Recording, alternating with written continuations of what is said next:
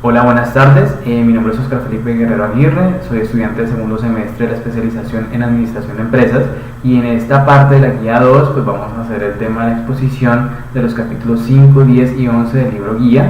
Quiero hacer una salvedad, pues la idea de esta exposición es contar de manera general lo que nos enseña el libro, lo que nos permite pues aprender y no entrar tanto en detalle en las fórmulas o en los cálculos, pues esto hace parte del desarrollo tanto de la parte individual como de la parte grupal de esta guía número 2, ¿vale? Voy a comenzar primero con el capítulo 5 correspondiente al valor tiempo del dinero. Una breve introducción respecto a pues, lo que es el valor. El valor del dinero en el tiempo se refiere al cambio que podría tener el dinero frente al poder adquisitivo y frente al costo de oportunidad de usarlo en otra alternativa. También aplica para tomar decisiones de endeudamiento e inversión. Eso implica comprar, gastar, adquirir, entre otros movimientos. En el presente con respecto al futuro o incluso hacer el ejercicio inverso. ¿Cuánto recibiría hoy por lo pactado en el futuro? Dicho valor depende del punto, situación o momento del tiempo en donde está ubicado financieramente. El valor del dinero en el tiempo se ve constantemente afectado por diversos fenómenos financieros. Entre muchos tenemos la inflación, el riesgo y la utilidad. Estos datos son muy importantes y el libro nos explica pues paso a paso cuáles son las diferentes alternativas para hacer referencia pues a estos fenómenos que pueden afectar los cálculos o realmente lo que nosotros necesitamos al momento de tomar decisiones financieras en la empresa. Siguiendo pues con este tema, el dinero se puede considerar como un activo que incrementa o disminuye su valor conforme transcurre el tiempo, a través de las tasas de interés periódicas, sean diarias, semanales, mensuales, trimestrales. Permite pactar acciones de inversión, préstamo, entre otras.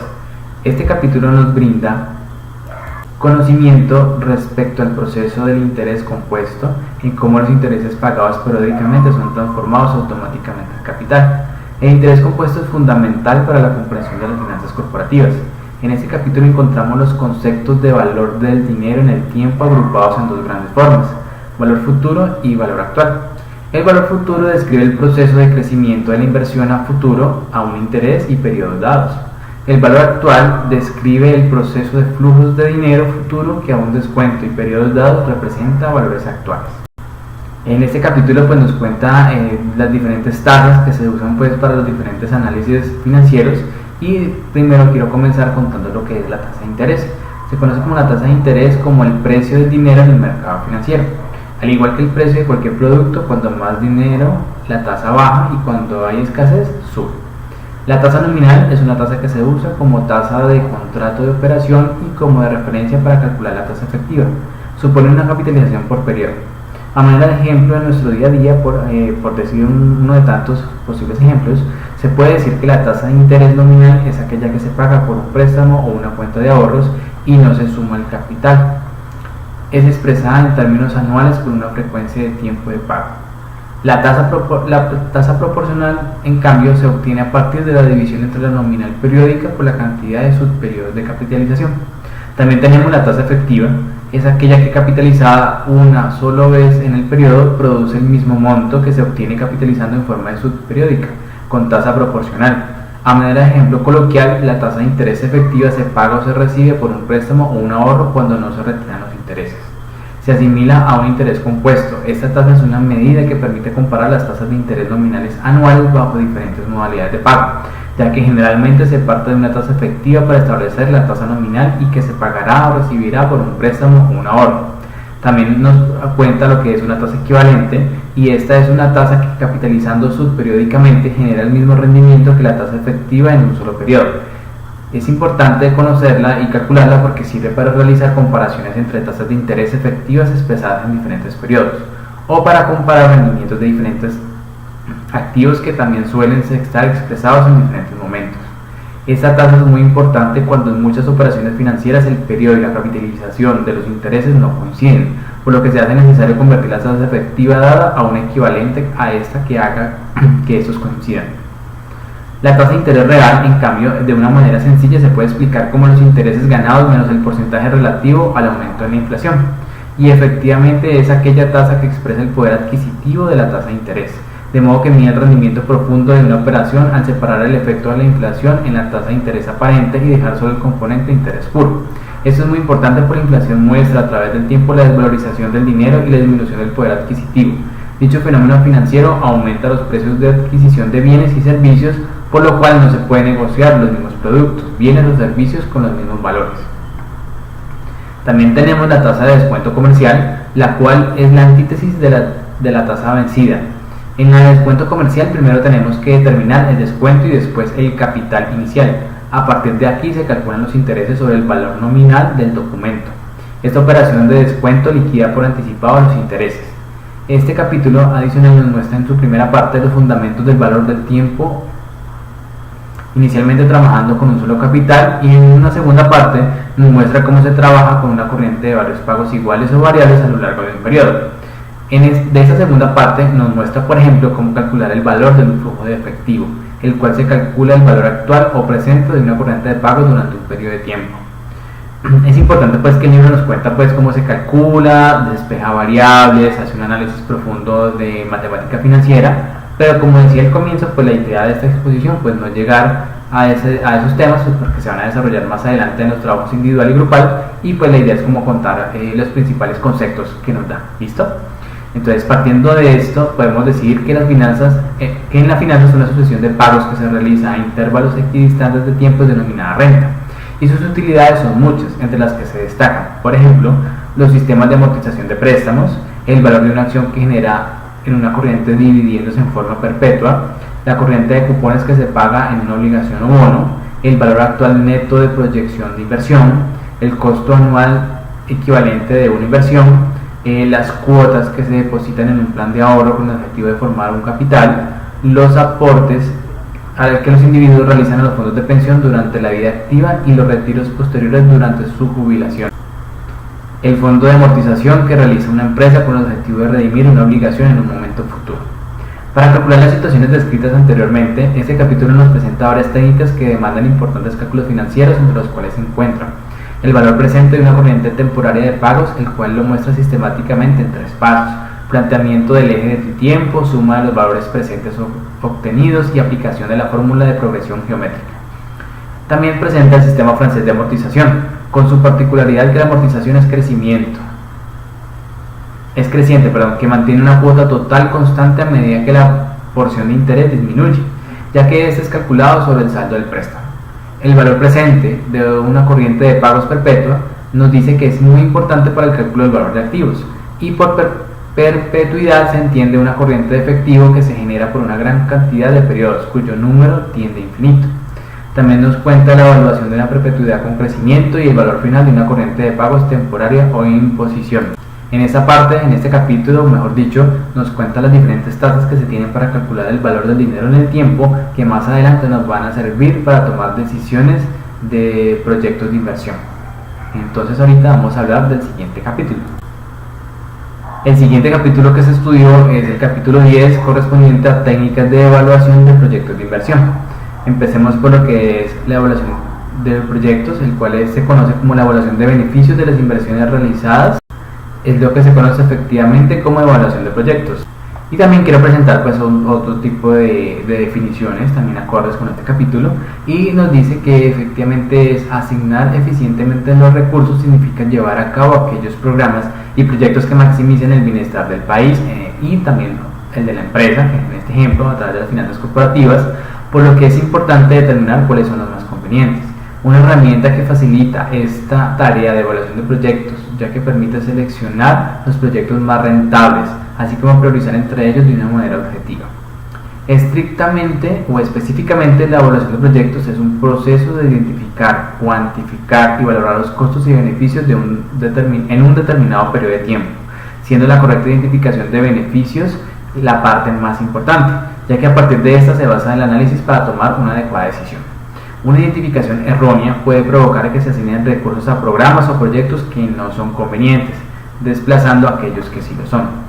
En este capítulo nos empieza pues a mostrar cómo se puede hacer una evaluación de proyectos acertada de todos los programas o posibilidades de inversión para hacer en una empresa. Entre ellos tenemos unos cálculos. La primera es la tasa de ganancia contable, y queremos contar pues qué es lo que significa. Esta tasa también se conoce como la tasa llamada rentabilidad según libros, resulta de dividir la utilidad media correspondiente al periodo por la inversión inicial. El principio es un método de origen contable, pues trabaja a partir de la utilidad calculada de forma convencional, diferenciándose de otras tasas que trabajan a partir del flujo financiero. Por lo anterior, se calcula a partir de cifras que proporcionan los estados financieros proyectados. Una de las principales desventajas de esta tasa es que no considera el valor tiempo del dinero. Adicional, no trabaja con el flujo efectivo, sino con beneficios contables, los cuales son afectados por las convenciones contables. También tenemos el periodo de recupero o el playback. Este nos indica la cantidad de periodos que han de transcurrir para que la acumulación de los flujos de efectivo iguale a la inversión inicial. A pesar que el playback es una técnica sencilla y da un resultado intuitivo, tiene varias limitaciones. Por ejemplo, nos dice cuánto tiempo tardamos en recuperar la inversión inicial, pero no cuánto se ganó en el proyecto. Adicional, no tiene en cuenta el valor en el tiempo del dinero, tampoco considera el flujo de efectivo que se genera después de recuperar la inversión original. También tenemos otro cálculo que es el periodo de recupero descontado. Se presenta como una versión mejorada del periodo de recupero, el que hablamos anteriormente, debido a que sí tiene en cuenta el valor tiempo del dinero al expresar los flujos de efectivo futuros en términos de su valor presente. Funciona igual que en el playback común, solo que la diferencia radica en que la acumulación de flujos que debe igualar la inversión original se encuentra expresada en valor presente, donde cada flujo es descontado por una tasa de interés que representa el costo de oportunidad del inversor. Seguimos con el valor actual neto. El valor actual neto, conocido como la VAN, es un criterio de inversión muy importante que consiste en actualizar los cobros y pagos de un proyecto o inversión para conocer cuánto se va a ganar o perder en esta misma. También se conoce como valor neto actual o valor actualizado neto o valor presente neto, dependiendo pues del libro o de la guía que se esté utilizando.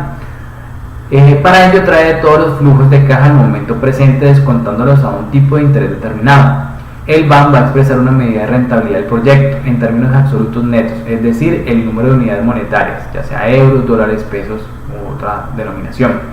Se utiliza para la valoración de distintas opciones de inversión, ya que calculando la BAN de distintas inversiones vamos a conocer con cuál de ellas vamos a obtener una mayor ganancia. El BAN sirve para generar dos tipos de decisiones. En primer lugar, ver si las inversiones son efectuables y en segundo lugar, ver qué inversión es la mejor que otra en términos absolutos. Como toda tasa o como todo cálculo tiene sus ventajas e inconvenientes o desventajas, las cuales pues sacamos algunas y son las siguientes. Una de las ventajas de la BAN es que a la hora de evaluar proyectos de inversión, principalmente que es un método fácil de calcular y a su vez proporciona útiles predicciones sobre los efectos de los proyectos de inversión sobre el valor de la empresa. Además presenta la ventaja de tener en cuenta los diferentes vencimientos de los flujos netos de caja. Pero a pesar de lo anterior, también tiene unos inconvenientes como la dificultad de especificar una tasa de descuento, la hipótesis de reinversión de los flujos netos de caja. Se supone implícitamente que los flujos netos de caja positivos son reinvertidos inmediatamente a una tasa que coincide con el tipo de descuento, y que los flujos netos de caja negativos son financiados con unos recursos cuyo coste también es el tipo de descuento. Otra de las tasas muy importantes o cálculos para validar los proyectos de inversión se conoce como la tasa interna de retorno, la famosísima TIR. Esta tasa es una tasa de interés o rentabilidad que ofrece una inversión, es decir, es el porcentaje de beneficio o pérdida que tendrá una inversión para las cantidades que no se han retirado del proyecto. Es una medida utilizada en la evaluación de proyectos de inversión que está muy relacionada con el valor actualizado neto BAN, y también se define como el valor de la tasa de descuento que hace que el BAN sea igual a cero para un proyecto de inversión dado. La TIR nos da una medida relativa de la rentabilidad, es decir, va a venir expresada en tanto por ciento. El principal problema radica en su cálculo, ya que el número de periodos dará el orden de la ecuación a resolver. Para resolver este problema se puede acudir a diversas aproximaciones, utilizar la calculadora financiera o un programa informático. El criterio de selección del proyecto según la tasa interna de retorno es el siguiente. El criterio de selección será el siguiente, donde K es la tasa de descuento de flujos elegida para el cálculo de la BAN. Si tenemos que la TIR es mayor que K, el proyecto de inversión será aceptado. En este caso, la tasa de rendimiento interno que obtenemos es superior a la tasa mínima de rentabilidad exigida a la inversión. En cambio, si la TIR es igual a K, estaríamos en una situación similar a la que se producía cuando el BAN era igual a 0. En esta situación, la inversión podrá llevarse a cabo si mejora la posición competitiva de la empresa y no hay alternativas más favorables. Por otro lado, si la TIR es menor que K, el proyecto debe rechazarse. No se alcanza la rentabilidad mínima que le pedimos a la inversión. Uno de los inconvenientes de la TIR es la siguiente. Es útil, como decíamos, es útil para evaluar proyectos de inversión, ya que nos dice la rentabilidad de dicho proyecto, pero nos falta lo siguiente. La hipótesis de reinversión de los flujos inmediatos de caja supone que los flujos netos de caja positivos son reinvertidos a R y que los flujos netos de caja negativos son financiados a R. Otra de las inconvenientes es que la inconsistencia de la TIR no garantiza asignar una rentabilidad a todos los proyectos de inversión y existen soluciones o resultados matemáticos que no tienen sentido económico. Proyectos con varias R reales y positivas, proyectos con ninguna R con sentido económico. Una de las analogías y diferencias entre la BAN y la TIR que son expuestas en el capítulo es que ambos utilizan flujos de efectivo netos de impuestos. Ambos tienen en cuenta el valor tiempo de dinero. La TIR es una incógnita del proyecto que emerge de las condiciones propias de este. En cambio, para el cálculo de la BAN se utiliza el costo de oportunidad del capital, que representa un dato que viene dado externamente. Mientras el BAN es una medida de rentabilidad en términos absolutos, la TIR es una medida de rentabilidad en términos relativos, puesto que el porcentaje de rendimiento periódico que se obtiene por unidad monetaria invertida. En ese sentido, puede decirse que la BAN es una medida de rentabilidad que traduce el objetivo del directivo financiero, que se entiende como la maximización del valor. El BAN supone implícitamente la reinversión de todos los fondos de capital o tasa de corte, mientras que la TIR supone implícitamente la reinversión de fondos de la misma TIR. Adicional, tenemos un índice de rentabilidad, el cual se obtiene calculando el cociente entre el valor presente de flujo de fondos esperado y el desembolso inicial de la inversión. Hay una regla de índice de rentabilidad que nos hace mucho énfasis en el capítulo, y es que si el índice de rentabilidad es mayor que 1, el valor actual de los ingresos es mayor que la inversión inicial, y por lo tanto el proyecto debe aceptarse. Se encuentra que si es igual a 1 y si se rechaza y si es menor a 1, entonces pasaría a lo siguiente. Mayor a 1 se acepta, igual a 1 pues habría que validar realmente tiene opciones el proyecto, si genera algún beneficio para la empresa, y si es menor a 1 definitivamente hay que rechazarlo. Tenemos también otra tasa que es la tasa interna de retorno modificada. Este concepto refleja que es aquella tasa de interés que hace que el valor neto de la diferencia entre dos propuestas de inversión sea cero. Por este motivo, la tasa interna de retorno marginal mide la diferencia o la rentabilidad marginal de una propuesta con menor costo en la inversión a otra cuyo costo de inversión resulta ser mayor. La TIRM es un criterio que procura aislar la interacción entre los flujos positivos y negativos del proyecto.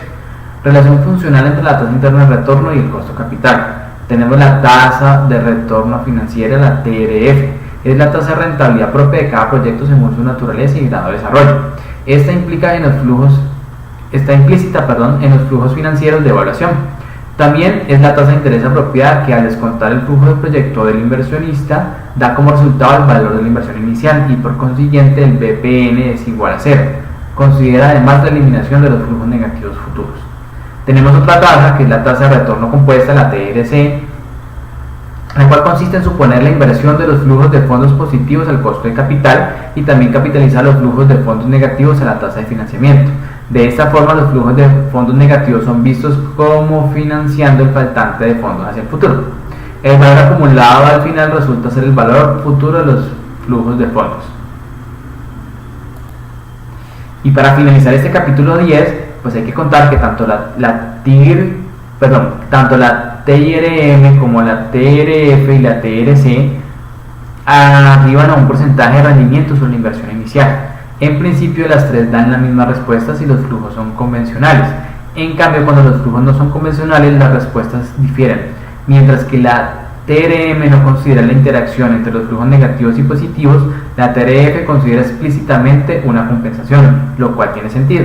La TRC considera que el proyecto permanece apalancado y que el préstamo necesario para compensar los flujos negativos se salda al final de la vida del proyecto. ¿Listo? Ahorita vamos a seguir con el siguiente capítulo. Bueno, y ya para finalizar, vamos a hablar del capítulo 11, el cual corresponde a planificación, análisis del riesgo y opciones reales de proyecto. Un capítulo muy importante porque nos da más herramientas para lograr comprender, analizar y determinar qué proyectos son beneficiosos para nuestra empresa y con esto cumplir uno de los principales propósitos de las finanzas corporativas y del analista financiero que vimos en el primer capítulo de este libro, y es generar valor a los accionistas, quienes son los dueños de la empresa. ¿Listo? Entonces primero quiero hablar contando los detalles en la planificación del flujo de efectivo del proyecto. Tales como patentes y tecnología, la evaluación que realizan las empresas en una inversión de largo plazo es igual a una decisión de inversión individual. Los pasos suelen ser los mismos. Por ejemplo, estimar los flujos de efectivo esperados del proyecto sobre una base incremental, también incluir todos los efectos incidentales y costos especiales, incluir los costos de oportunidad relevantes, calcular el riesgo y determinar el rendimiento de oportunidad que debe exigirse al proyecto para poder descontar los flujos de efectivo esperados. Adicional, calcular el valor actual de los flujos de efectivo esperados. Es importante determinar los costos del proyecto y compararlos con los ingresos. Si los ingresos en valor presente son mayores a los costos en valor presente, el proyecto creará un valor para la empresa, que es lo que siempre buscamos. Tenemos también flujos de efectivo incrementales de la firma sin llevarlo a cabo. Por lo tanto, para calcular el flujo marginal o incremental se utiliza la regla de con el proyecto y sin el proyecto. Es decir, se calculan los flujos durante toda la vida útil, con la nueva inversión y sin ella. Suele pasar que algunos se presentan errores al momento de realizar estas operaciones, y los más comunes que violan la regla de análisis incremental y necesitan ser considerados son los siguientes. Primero, el uso de costos estándar de producto cuando los costos fijos no se incrementan como consecuencia del proyecto.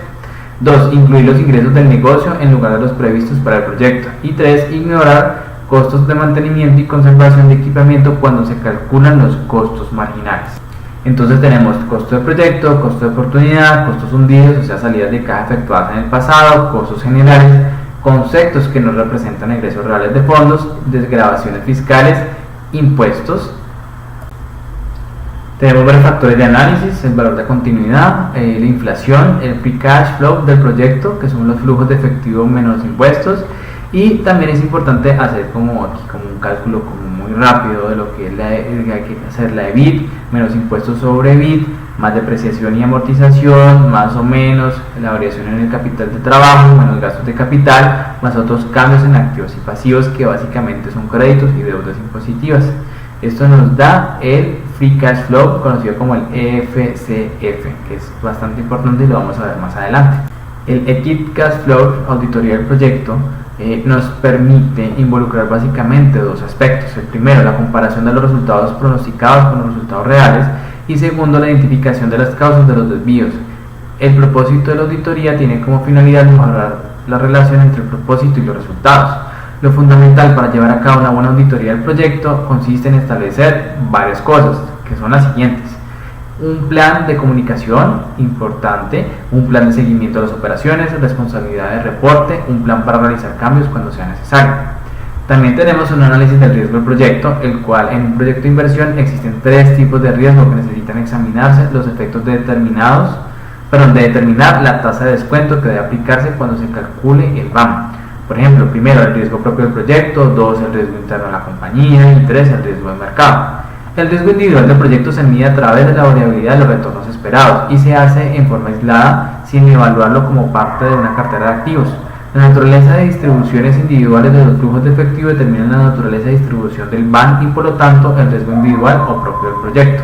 El riesgo corporativo interno mide el efecto que tiene el proyecto sobre la utilidad de las empresas, y el riesgo de mercado se estima por medio del coeficiente beta, que es el riesgo del proyecto desde el punto de vista de un inversor con una cartera bien diversificada. Llevar a cabo un proyecto con alto riesgo individual no necesariamente afectará en gran medida el beta de la firma, si los rendimientos de aquel tienen baja correlación con los rendimientos de la compañía. El punto de partida para analizar un riesgo individual está relacionado con la incertidumbre de los flujos de efectivo. Cuando se analiza un proyecto se busca conocer más acerca de él. Se quiere saber qué puede pasar si las cosas salen mal y cuáles son las variables cruciales que pueden determinar el éxito o fracaso. Este análisis suele realizarse de diversas formas, que van desde juicios informales hasta complejos estudios que involucran el empleo de modelos informáticos. En general, se realiza primero una planificación del flujo de efectivo y luego se calculan las medidas de rentabilidad para el caso básico más probable. Termina esta primera fase, que comienza el análisis de riesgo individual del proyecto, donde se desarma la caja negra, por decirlo de alguna forma, y se estudia cada variable y se discute su evolución. La mejor forma de mostrar cómo se realiza el análisis de riesgo es con un ejemplo, en donde se expone el uso de técnicas de análisis de sensibilidad y análisis de escenarios. Es importante en esta parte hacer un paréntesis e indicar que el análisis de sensibilidad es más o menos indicar qué ocurre con el BAN del proyecto. Identificación de variables críticas para conocer los límites del negocio. Como limitaciones tenemos resultados ambiguos y variables que suelen estar interrelacionadas. Segundo, un análisis de escenarios que implica casos probables, temas como ser pesimistas, más probable, optimista. El diseño de escenarios es una técnica donde se combinan el arte y la ciencia, para lo cual el ejecutivo financiero requiere el auxilio de sus conocimientos de macro y microeconomía, muy importantes, tanto el análisis interno e externo de la empresa. Las principales variables macroeconómicas que pueden tener impacto en el desempeño de la empresa son el nivel pronosticado del PIB, la tasa de inflación, el tipo de cambio, la tasa de interés, el riesgo país. También hay un coeficiente de variación, medida que relaciona el riesgo del proyecto con su rendimiento, útil cuando se consideran alternativas con diferentes niveles de riesgo y rendimiento. También tenemos la simulación y el método Monte Carlo, el cual tiene en cuenta la distribución completa de los posibles resultados del proyecto y es de forma aleatoria, de ahí que sale el nombre de la simulación. Y para finalizar con esta parte, con este capítulo, pues también hay que evaluar la flexibilidad, que significa, se divide en 4 partes: valorar la opción de expansión, valorar la opción de abandono, valorar la opción de contracción, o sea la opción de venta de los activos, y valorar la combinación de opciones. Bueno, con esta parte pues quiero como finalizar concluyendo pues de que el análisis de evaluación de proyectos a través de la matemática financiera y el análisis de las finanzas corporativas es muy importante para cuando queremos desarrollar e impulsar nuestras empresas o las empresas que tenemos a cargo, y de esta forma generar un mayor valor, generar expansión y generar ganancias y utilidad a la misma. No perdiendo de foco el tema de generar valor a los accionistas, ¿no? Pero también de ahí en adelante que se genere un valor para los consumidores, para los empleados, y que sea de una forma integral. Entonces nos brindan herramientas muy poderosas, algunas de las cuales vamos a desarrollar, como yo lo había dicho, en los ejercicios de la parte individual y la parte grupal. ¿Listo? Muchas gracias por su atención, que estén muy bien.